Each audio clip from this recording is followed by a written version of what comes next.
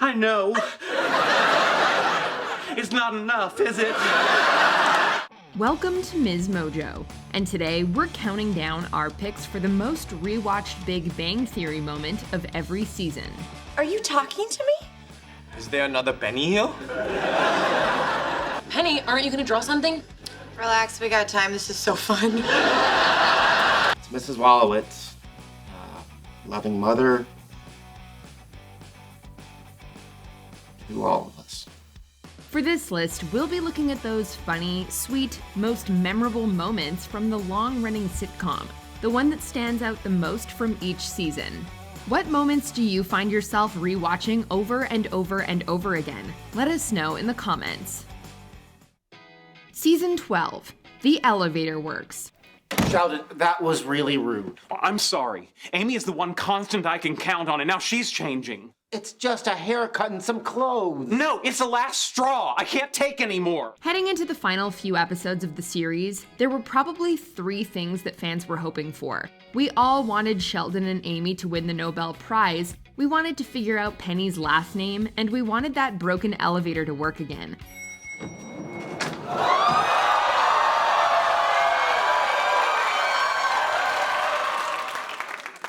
Can you believe it? They finally fixed the elevator. While 2 out of 3 ain't bad, and the revelation of the latter was definitely the most memorable moment of the entire final season. What do you think? Want to give it a try? When those elevator doors opened up and Penny was standing there, it was a moment literally 12 seasons in the making. As actress Kaylee Cuoco recalled, even the studio audience, quote, screamed for like 5 minutes when it happened. You know, the elevator did work when I moved into the building, so going up and down the stairs was a change. Which means this would actually be a return to the status quo, but conversely, Get in! Season 11, Relaxed Sheldon. We caught a little glimpse of what a laid-back, go-with-the-flow Sheldon might be like when he couldn't get a haircut and he played bongos back in Season 5. Penny meant if he were a purple leprechaun. Penny forgot to use the subjunctive. But that was just the tip of the iceberg compared to the beach-going, cornet-playing, whatever-saying Sheldon that Amy discovers next to her in bed when the stress of wedding planning has him talking in his sleep. Yeah, you know, whatever. What, Ev? I like this side of you. You know what I like? Smooth jazz. Because Sheldon is always so straight-edged and intensely unrelaxed, whenever we see him let loose in any way, be it with the help of alcohol or in his sleep, it's always very funny and very rewatchable. We don't need GPS. Let's just see where the road takes us. I see why you turned it off. That guy sounds like an idiot. Season 10, Sheldon Proposes.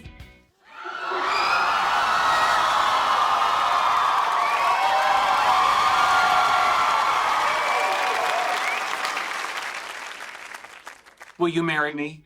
One of the great things about much of the Amy-Sheldon relationship is how unpredictable it was. When Sheldon announced he was going to have coitus with Amy, who saw that coming? Okay, well, what's the third option? Wait, that I have coitus with her. Before that, when Amy broke up with him and we found out he had an engagement ring, you could hear the shocked surprise from the studio audience. But when Ramona Nowitzki kisses Sheldon and he walks out of the office in season 10, who would have guessed that he was on his way to propose to Amy? Obviously, it isn't a surprise anymore, but this is still a great scene, and one we're sure we aren't the only ones rewatching over and over again. Season 9, Penny and Leonard's Vegas Wedding. This was the wedding over 8 seasons in the making. From the very first moment that Leonard laid eyes on Penny in the pilot, we'd been waiting for this. Before I go any further, have either of you prepared your own vows? Yes. No. It didn't exactly happen the way fans expected, and it wasn't the way Penny and Leonard anticipated either, but that's also what makes it so rewatchable. You got troubles? I got them too. There isn't anything I wouldn't do for you. We stick together and we can see it through, because you've got a friend in me. The couple even puts the Leonard kissed another girl revelation aside, well, at least until after their vows. As for the moments during the ceremony itself, it's all about the two of them, their love for each other, and Toy Story. Is that the song from Toy Story? He loves that movie. I do. Season 8, Howard's mother dies. Yeah, you okay? No. What's wrong? My mom died. Audiences only knew her as a loud, off-screen voice, but Mrs. Wolowitz was also a huge part of the show for more than 7 seasons. Who's on the phone? It's Leonard! Why is he calling? Sheldon's sick! Were you playing with him? And of everything that happened in Season 8, it's hard to imagine anything more memorable, rewatchable, and sad than when Howard found out that his mom had passed away. That was my aunt. Ma took a nap. She never woke up. The scene is also memorable for Sheldon being the one to say the most meaningful and touching thing. When I lost my own father, I didn't have any friends to help me through it. You do. How many of you were like Penny and expected him to say something inappropriate? How many of you still expect it every time you rewatch it? I really thought he was gonna say, let it go. Season 7, If I Didn't Have You. Well, tonight is the anniversary of our first date, and I wanted to celebrate it by writing a song for you. There are few things a guy can do that are more romantic than writing a song for the woman he loves. In Season 7, Howard Wolowitz celebrates his and Bernadette's first date anniversary, while also banking some brownie points for the next horrible thing he does with Bernadette's song. Ever since I met you, you turned my world around. You supported all my dreams and all my hopes. You're like uranium-235 and I'm uranium-238. Almost inseparable isotopes. If I Didn't Have You is a sweet, romantic, and super catchy tune that wins us over every single time we watch it. I couldn't have imagined how good my life would get from the moment that I met you, Bernadette. And it's way more romantic than the Sorry for Proposing Sweet Bernadette song he wrote for her in Season 3. Although Bernie was surprisingly impressed by that one as well. Bernadette, you found it creepy, but that's just the kind of thing I do. Whoa. Season 6, Game Night.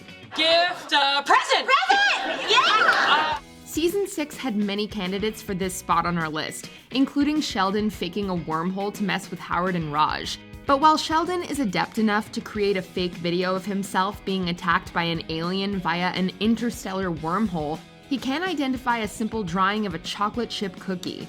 It's an observational rebuttal of the Lambda CDM model of the universe. No! It's a chocolate chip cookie! Yes! Which brings us to Game Night, and Sheldon and Leonard losing to Amy and Penny over and over and over again. Hand, nail, polish? Yeah! It never gets old watching Sheldon overcomplicate the word present in Pictionary, or Leonard trying to find Waldo without his glasses on. Oh, there he is! I got him! Yes! We win again!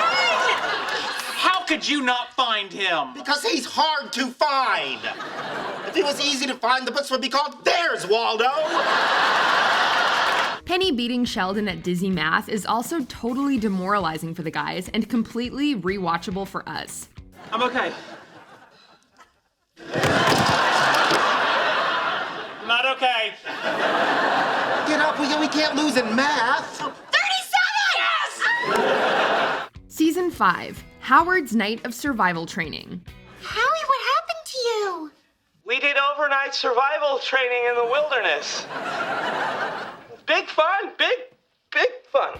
While lengthy monologues and stories are usually Sheldon's domain, this memorable moment was Howard's time to shine. Do you sleep in tents? No, I slept in a hole I dug in the ground with my bare hands. Howard's monologue to Bernadette, describing his night of NASA survival training, is one of the funniest moments of the entire series, let alone Season 5. But I did it.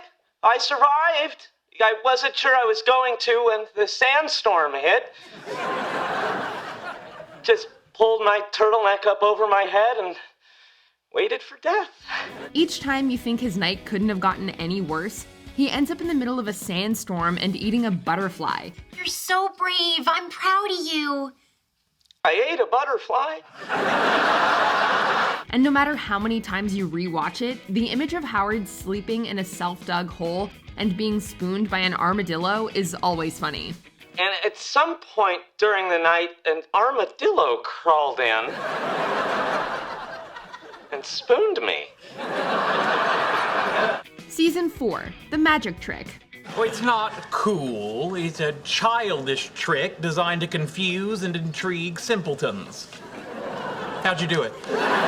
When most people see a magic trick, they're amazed. When Sheldon watches Howard do one, he's at first dismissive of the magic, followed by a determination to figure it out, and then frustrated that he can't. Hey, I think I know how you did the card trick. Oh, please.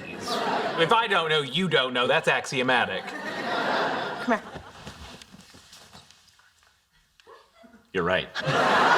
There are so many great rewatchable moments in this magical episode, from Penny figuring out how the trick is done, to Howard telling Sheldon to just believe in magic, you muggle. All right, this deck is rigged in some fashion. Fine, get another deck and I'll do the trick with that. So you're saying this is a regulation deck? I'm saying believe in magic, you muggle. But the final scene is the perfect culmination of Sheldon's growing frustration as Raj surreptitiously helps Howard guess Sheldon's card one final and amazing time. All Sheldon can say is, Two of hearts. I hate you. Season 3, Flashback. Sheldon's bazinga-filled ball pit scene is a very rewatchable Season 3 moment. Come here! Bazinga. But we had to go with this flashback episode. For a group of nerds obsessed with comic books and superheroes, these moments combine to make something like their origin story. You've passed the first barrier to roommatehood. You may enter. How did Sheldon and Leonard meet? When did Raj, Howard, and the couch enter the picture? What is going on here? Hey, Sheldon, this is Howard and Raj. They work at the university, too. Hey. How did the elevator break? All those burning questions and more are answered in this awesome fan favorite flashback episode. And sure, it does lead to some timeline problems in the Big Bang verse and doesn't all mesh with information we get in other episodes. But who cares? Leonard with the awful hairdo, Raj looking like an Indian Don Johnson, Sheldon's spot and an exploding elevator shaft are all too good to not rewatch. Give me that. What'd you do that for? I had plenty of time.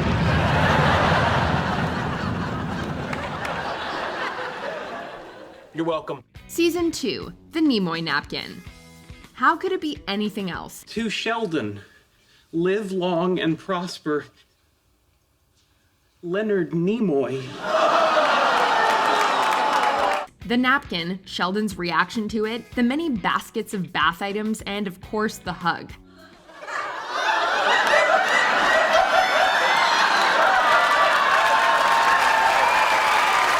The entire scene truly is so funny, sweet, memorable, and one of, if not the most talked about moments of the entire series, let alone the second season. He came into the restaurant. Sorry, the napkin's dirty. He wiped his mouth with it.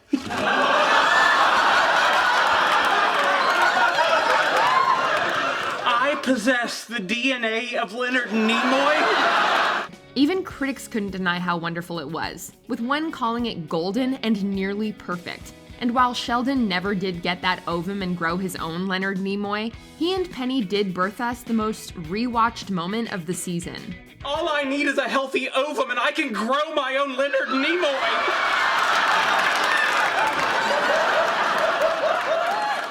Okay, all I'm giving you is the napkin, Sheldon.